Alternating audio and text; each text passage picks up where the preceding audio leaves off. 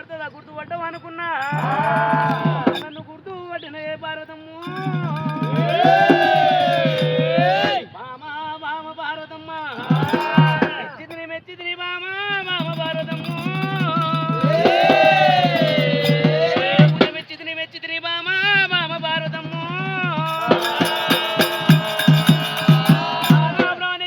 శంకర జంగమయ్య నా పూజ మెచ్చి నాకేమితి నా భక్తి మెచ్చి నాకేమితి అనే సరికల్లకు మామా పార్వతమ్మ నువ్వు అడిగిన విధానం అదువు లేకుండా ఇస్తా కోరిన విధానం కొదువు లేకుండా ఇస్తా ఎటువంటి కోరిన నీకు అదువు లేకుండా ఇస్తున్న పార్వతమ్మ ప్రాణేశ్వర శివశంకర జంగమయ్య మన పెళ్ళి 12 ఏళ్ళ దినం అవుతున్నదైన నాకు తిరుపతి తిరంగం యాదవరికి ఉదవరికి కంచి కామాకి 12 తీర్థరే అదరు మన బుద్ధి పుట్టినది వల్ల వయ్యారం తూపి ఈ ప్రాణనాదు పార్వతమ్మ నువ్వు ఏదో ధనం అడుగుతావు అనుకున్నా ధాన్యం అడుగుతావు అనుకున్నా ఇల్లు అడుగుతావు అనుకున్నా మూట అడుగుతావు అనుకున్నా మళ్ళీ నా ప్రదర్శనలు చేస్తాను నువ్వు పార్వతమ్మ ఎంతైనా నువ్వు అడ్డబడ్డ కట్టిన ఆడతాను నువ్వు తడిపిడతానం ఆడాలి తర్వసరం ఇడవాలి పొడవసరం కట్టుకోవాలి శివాల వేగం పోతున్నా అక్కడ వ్రతం తయారు చేస్తున్నా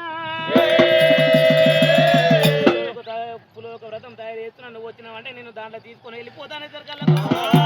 ఇక్కడ పార్వతమ్మ తడిపిడి తానం ఆడింది తడవసరం విడిచింది పొడవసరం కట్టుకున్నదైనా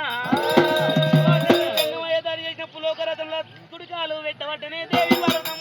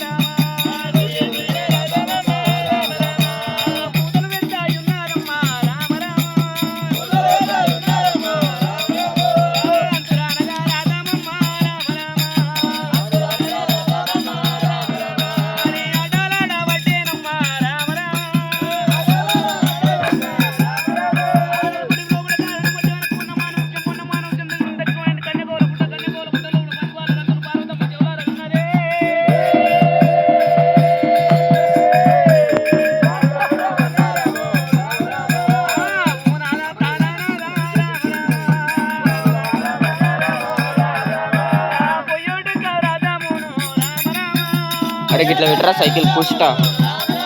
अरे काल गुंसुने बे ఏమున్నవరా ఏక నెంబర్ రా నీకు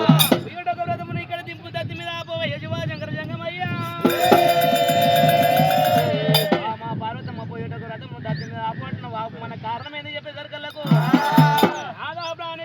శంకర జంగమయ్య కన్నెగోల పుట్టున్నది కన్నెగోడల పుట్టలోపల 10 బాలరంతులు నా చెవులార వింటున్నా ఏ దేవి కన్నదేల నాగదేవి కనుక ఊకోలేదు కానీ పుట్టలేచిపోయింది ప్రాణనాథ ఆ పుట్టంలో 10 బాలను తెచ్చి నా ఓళ్ళు వేసిన ఉంటే చదువుకుంటా సవరించుకుంటా పెంచుకుంటా పెద్ద చేసుకుంటా నా ఓళ్ళు వేసిపోవు జంగమయ్యా మా పార్వతమ్మ మనం ఆకాశం నుంచి ఎంతో అంతురాన బయలు వచ్చినమైనా ఆ చేతులు చూలం లేకపోయే బల్లం లేకపోయే ఆ పుట్టినట్ల వెగిలి ఎలా పుట్టంలో 10 బాలని నీ ఓళ్ళు ఎట్లా ఎలా పార్వతమ్మ ప్రాణేశ్వర శివశంకర జంగమయ్య అది చూలంతో పెగిలించే పుట్ట కాదు బల్లెంతో పెగిలించే పుట్ట కాదు ఈ నెత్తి మీద 5 ముక్క ఎల్లు 10 ముక్క బల్లె నత్తు ముక్క నల్ల ఎల్లు ప్రాణాదా పుట్ట మీద కూర్చొని నీ జడలు చెవుల దాంట్లో గిడవా ప్రాణనాదా పుట్ట మీద కూర్చొని నీ 5 ముక్క ఎల్లు 10 ముక్క బల్లె నత్తు ముక్క నల్ల జల్లైనా అందులోని గిడిచినవంటే పుట్టంలో 10 వాళ్ళ నీ జడ కోలు పట్టుకొని బయలుదేరుతారు ప్రాణనాదా